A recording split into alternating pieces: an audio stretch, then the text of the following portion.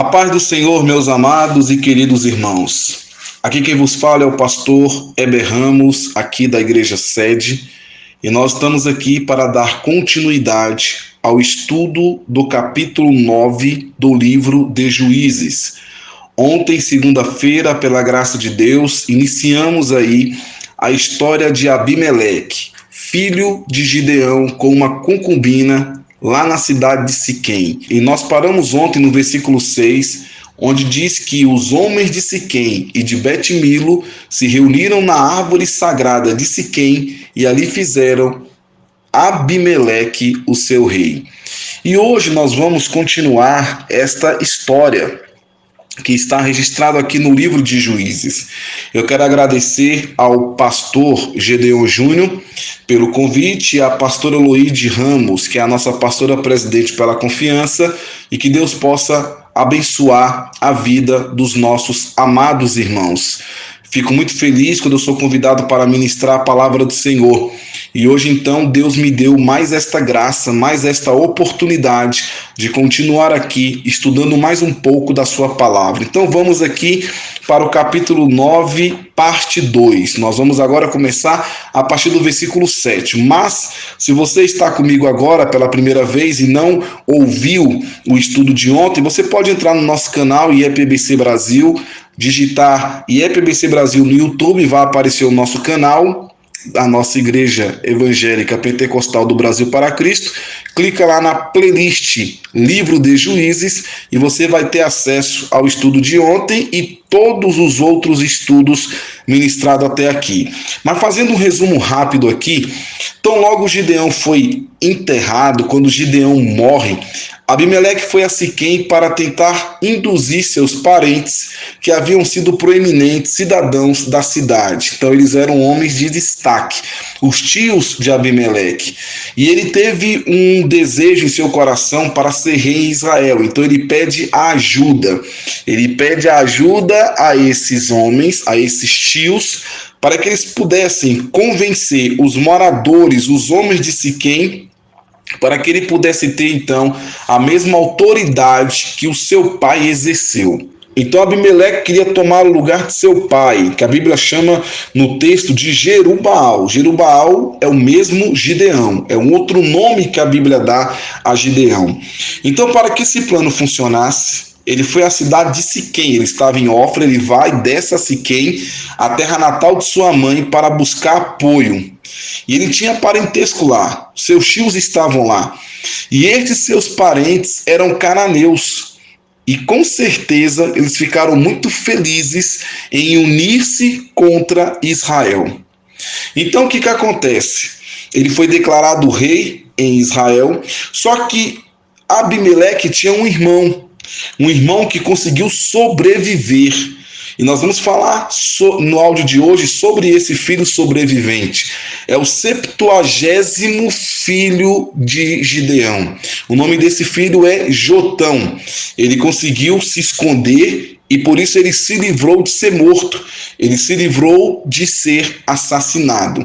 Agora é interessante, irmãos, que a atitude de Abimeleque, a forma que Abimeleque fez para poder conseguir o seu reinado, matando seus irmãos em um sacrifício ali em Baal-Berite, esse sacrifício que ele fez, essa matança, ele conseguiu prata do templo pagão, ele conseguiu contratar alguns homens e ele foi até Ofra e em cima de uma pedra, com um ato ali, um sacrifício, uma coisa demoníaca, ele conseguiu matar 69 irmãos. Só não matou 70 porque Jotão conseguiu fugir.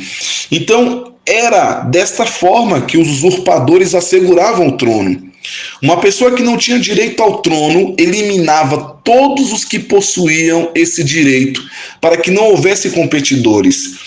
Então os déspotas, aquela pessoa que exercia autoridade arbitrária ou absoluta, um tirano, eles antecipavam as conspirações e matavam todos os seus irmãos e parentes mais próximos. Estes meus irmãos, eles herdaram as propriedades e liderança de Gideão. E Abimeleque não compartilhara a herança porque a sua mãe era uma concubina. Então, sem dúvida alguma, ele estava enciumado.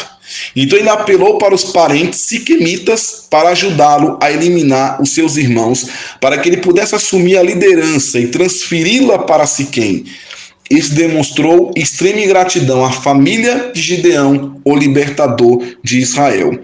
Então, essa foi a primeira experiência de reinado israelita, porque a primeira experiência real, legítima, foi Saul, onde Samuel foi lá e ungiu Saul como rei em Israel. Então, o fato de ter sido desastrosa deveria ter ensinado aos israelitas que um reinado humano não era uma boa ideia, mas eles acataram toda aquela trama e colocou ali Abimeleque para ser rei em Israel. Então levanta-se agora um outro filho de Gideão tentando resolver isso, tentando ser uma voz para dizer: acordem, porque vocês estão entrando em uma furada.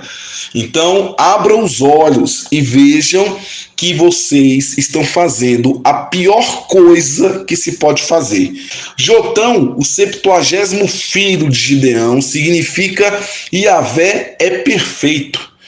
Então, o fato de Gideão ter escolhido esse nome para o seu 70º filho indica que ele permaneceu um crente fiel ao Senhor. Então, quero convidar você a ler o texto comigo a partir do versículo 7. Eu vou utilizar aqui a Bíblia na tradução, na linguagem de hoje, porque eu acredito que nesse ponto aqui da parábola de Jotão vai ficar mais claro o entendimento. O versículo 7 diz: quando Jotão soube disso, subiu até o alto monte Gerizim e gritou para eles: homens de Siquém, me escutem, e Deus escutará vocês. Então, logo após todo aquele episódio relatado no áudio de ontem, ele tenta ser uma voz e tenta resolver e tenta acordar o povo. Então ele vem contando uma parábola aqui no versículo 8. Aí Jotão disse: uma vez as árvores resolveram procurar um rei para elas. Então disseram à oliveira: seja o nosso rei. E a oliveira respondeu para as árvores: para governar vocês, eu teria de parar de dar o meu azeite, usado para honrar os deuses e os seres humanos. Aí as árvores pediram à figueira: venha ser o nosso rei. Mas a figueira respondeu: para governar vocês, eu teria de parar de dar os meus figos, tão doces. Então, as árvores disseram à parreira, parreira que é a mesma videira. Então as árvores disseram à videira: venha ser o nosso rei. Mas a videira respondeu: para governar vocês, eu teria de parar de dar o meu vinho, que alegra os deuses e os seres humanos. Aí todas as árvores pediram ao espinheiro: venha ser o nosso rei. E o espinheiro respondeu: se vocês querem mesmo me fazer o seu rei, venha e fiquem debaixo da minha sombra. Se vocês não fizerem isso, sairá fogo do espinheiro e queimará os cedros do Líbano. E Jotão continuou: será que vocês foram sinceros e honestos quando fizeram de Abimeleque um rei? Pense bem, vê aí, analise. Será que vocês foram sinceros em colocar Abimeleque sendo um rei? E será que vocês trataram Gideão e a sua família com decência e de acordo com o que ele merecia? Lembre que o meu pai lutou por vocês. Ele arriscou a vida para salvá-lo dos medianitas. Mas hoje, vocês estão contra a família do meu pai. Vocês mataram os seus 70 filhos em cima de uma só pedra. E depois fizeram do seu filho Abimeleque, que é filho de uma escrava, o rei de Siquém. Fizeram isso somente, sabe por que vocês fizeram isso? Porque ele é parente de vocês. Agora, se o que vocês fizeram hoje com Gideão e a sua família foi sincero e honesto, então sejam felizes com Abimeleque e que ele seja feliz com vocês. Mas, se não, que de Abimeleque saia fogo e queime os homens de Siquém e de Bet-Milo, e que saia fogo dos homens de Siquém e de Bet-Milo, e queime Abimeleque. E aí, irmãos, depois que Jotão conta esta parábola, coloca ali a batata quente, digamos assim, na mão daquele povo, aí Jotão fugiu e foi viver em Beer, porque estava com medo do seu irmão Abimeleque. Eu estou aqui com a minha Bíblia de aplicação, a minha Bíblia de estudo, que eu sempre utilizo aqui nas minhas pregações, nos meus estudos, enfim. Na minha Bíblia de aplicação pessoal, diz assim: na parábola de Jotão, as árvores representavam os 70 filhos de Gideão, e o espinheiro fazia o papel de Abimeleque. Este era o objetivo do filho sobrevivente de Gideão. Uma pessoa produtiva estaria muito ocupada se fizesse o bem para querer se aborrecer com os problemas políticos. Por outro lado, uma pessoa imprestável ficaria feliz em aceitar a honra, mas seria destruída pelas pessoas sobre quem reinava.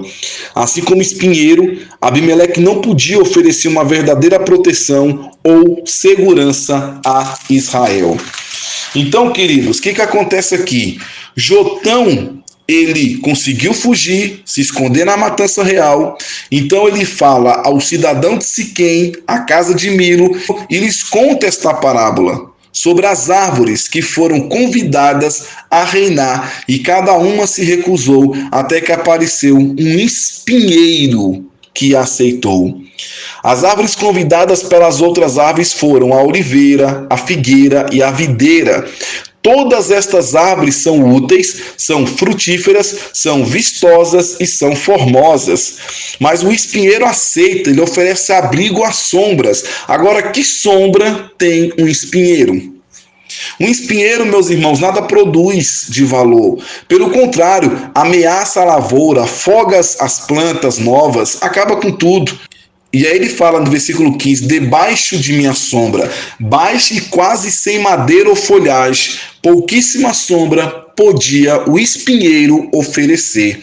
Com seriedade, o tolo espinheiro faz um convite absurdo. Os galhos baixos não proporcionam sombra e são cheios de espinhos. É uma ironia mordaz. Representa o absurdo da situação em que se encontram os siquemitas. Jotão diz ao povo que Abimeleque não pode lhes proporcionar mais proteção que a sombra e proteção que o arbusto de espinheiro pode prover à oliveira e à figueira. Então, o que nós temos aqui? Uma promessa sem possibilidade de cumprimento. Não tem como, não tem nenhuma possibilidade de dar certo. Então os espinheiros se constituíam em causa constante de incêndios, porque se inflamava com facilidade e o fogo se espalhava rapidamente. Então esse é o resumo da moral da parábola que Jotão conta aos homens de Siquém. Em outras palavras, eles estavam dizendo que eram homens fracos, inúteis e perversos. E esses homens fracos, inúteis e perversos sempre são os primeiros a se lançar ao poder, mas no final vão trazer ruína sobre si e sobre as pessoas infelizes sobre as quais presidiram. E aí Jotão fala, fechando a sua palavra, que Deus iria agir, que Deus traria uma vingança. Como a ira de Deus impõe sua justiça, o pecado do assassino dos inocentes, filho de Gideão, não podia deixar de ser punido. A lei de Deus é: como ele fez, assim lhe será feito. Em Levítico 24:19 está escrito: quando também alguém desfigurar o seu próximo, como ele fez, assim lhe será feito. Então ele concluiu apelando para a justiça, o bom senso, e para Deus, que eles estavam sendo injustos e desleais ao assim deixarem Abimeleque reinar sobre eles. E ainda os acusou de assassinato e despreza Gideão, a sua prole, que muito tinha feito por eles. E aí ele vem lançando esta maldição a fim de que a destruição, começando por Abimeleque, destrua Siquém, a casa de Milo, e depois a casa de Milo e Siquém destruam Abimeleque. E aí, queridos, 3 anos então Abimeleque reinou sobre Israel. 3 anos durou o reinado, até que Deus enviou um mau espírito entre Abimeleque e os cidadãos de Siquém. E aqui então Deus começa a agir. Deus então começa a trabalhar a partir de agora. 3 anos deixou lá Abimeleque, pensando que Deus havia esquecido, pode reinar, pense que você é o rei, coloque aí todos os seus planos e seus objetivos e suas estratégias, mas eu vou agir. E tem um tempo certo do Senhor agir. Não pense você que as coisas estão acontecendo e Deus está dormindo e que tudo está fora do controle de Deus. Há o tempo certo de Deus agir em todas as coisas. E aí chegou o tempo de Deus agir. Então vamos lá, Deus vai agir. E aí o que Deus faz? Deus coloca um mau espírito entre Abimeleque e os cidadãos de Siquém. E estes se houveram aleivosamente contra Abimeleque. Vamos ler, olha só o que diz aqui no versículo 22 e 23, porque a partir desse momento entra agora um outro personagem. Jotão já sai de cena e agora entra aqui um outro personagem. As palavras proféticas de Jotão começaram a se cumprir e logo a destruição seria terrível entre ambas as partes. Então, a partir desse ponto, entra um outro personagem chamado Gaal. E o versículo 22 diz: havendo, pois, Abimeleque dominado 3 anos sobre Israel, dominou, pensando que Deus estava fora de cena, ele reina durante 3 anos. Aí no 23, Deus começa a agir. Enviou Deus um mau espírito entre Abimeleque e os cidadãos de Siquém. Lembre-se que o Baal-Berite era o deus da aliança, o deus do pacto. Eles haviam feito um pacto entre os tios e sobrinho e todos os homens de Siquém. Então, estava todo mundo bem, todo mundo amiguinho, todo mundo fiel um ao outro, mas aí Deus então coloca um espírito mau, um espírito maligno entre Abimeleque e o cidadão de Siquém. E eles começaram a fazer o quê? Os cidadãos de Siquém se houveram aleivosamente contra Abimeleque. O que significa aleivosamente?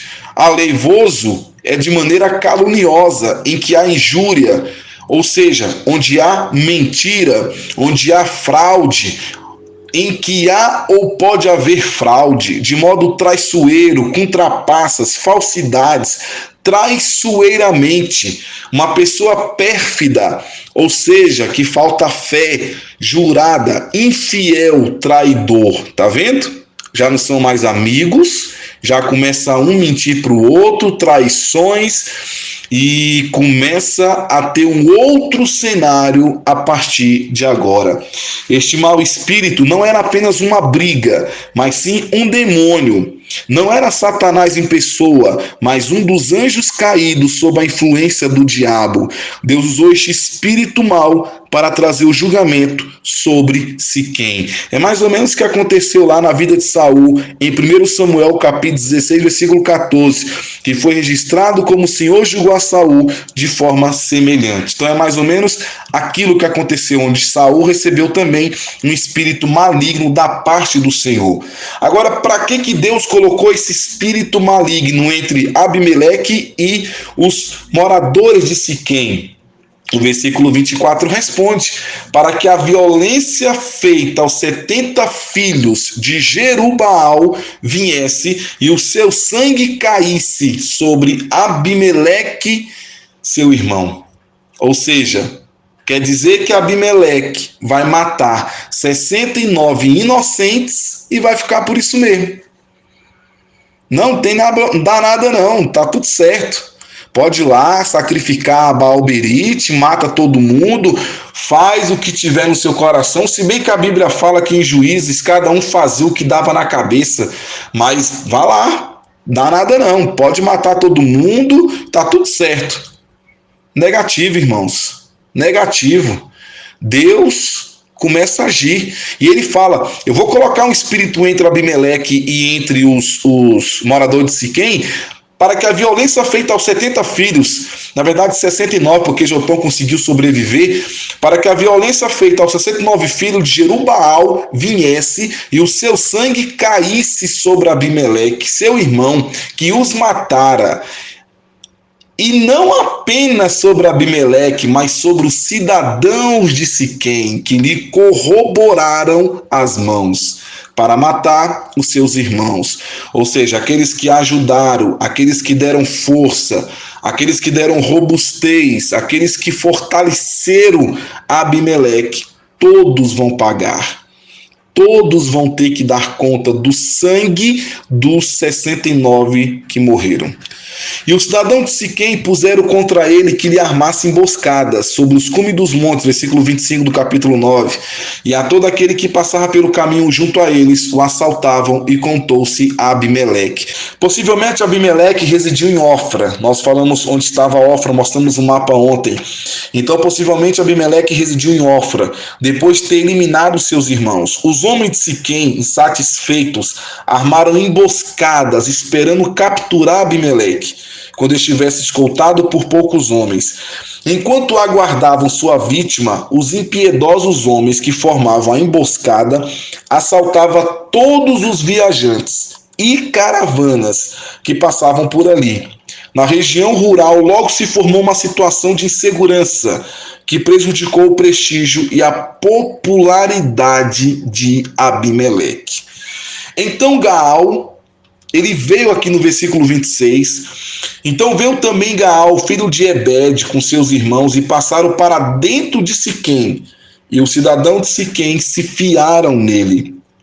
E saíram ao campo, e vindimaram as suas vinhas, e pisaram as uvas, e fizeram canções de louvor, e foram à casa de seu Deus, e comeram e beberam, e amaldiçoaram a Abimeleque. E disse Gaal, filho de Ebed: quem é Abimeleque? E quem é Siquém, para que o servíssemos? Não é porventura filho de Jerubaal? E não é Zebu o seu mordomo? Serviantes aos homens de Amor, pai de Siquém, pois por que razão nós o serviríamos a ele? E ele vem no versículo 29, se esse povo estivesse na minha mão, eu expeliria a Abimeleque, e a Abimeleque se disse: multiplica o teu exército e sai. Os de Siquém começaram a armar emboscadas e trazer grandes transtornos a Abimeleque. E aí também se levanta Gaal, filho de Ebed, com seus irmãos. Gaal era um descendente de Amor, pai de Siquém, que também buscou o direito de reinar com base em seus antepassados. E se ajunta aos de Siquém e se prepara para uma grande rebelião com Gaal no comando, querendo claramente com isso usurpar o trono ilegítimo de Abimeleque. Só que o versículo 30 fala que, ouvindo Zebu, o maioral da cidade, as palavras de Gaal, filho de Ebed, se acendeu a sua ira. Então Zebu ouve as palavras atrevidas de Gaal, a sua afronta contra ele, e passa as informações do tumulto a Abimeleque.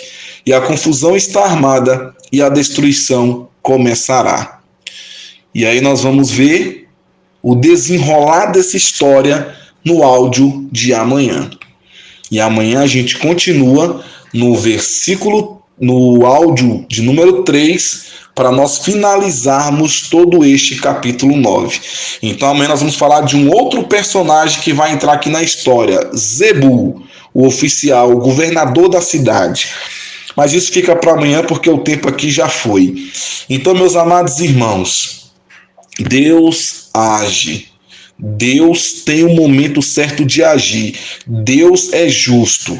Deus não ia deixar que 69 inocentes morressem e ficasse por isso mesmo. Eu lembro que em uma das escolas bíblicas dominicais na nossa igreja, o pastor Gedeon Júnior falou que o Putin, presidente da Rússia, está enrolado. Porque ele vai dar conta de cada um inocente que está morrendo nesta guerra. E tantos outros que também vão ter que dar conta desse sangue inocente. Era um sangue inocente. Foram 69 que morreram ali por um ato de capricho, por um ato de egoísmo, por um ato de ambição. E Abimeleque vai pagar, e vai pagar caro. E nós vamos ver no áudio de amanhã, encerrando esse capítulo 9. Meus irmãos, que Deus abençoe. Fique com Deus. A paz do Senhor Jesus. E até amanhã, se Deus assim permitir. Amém.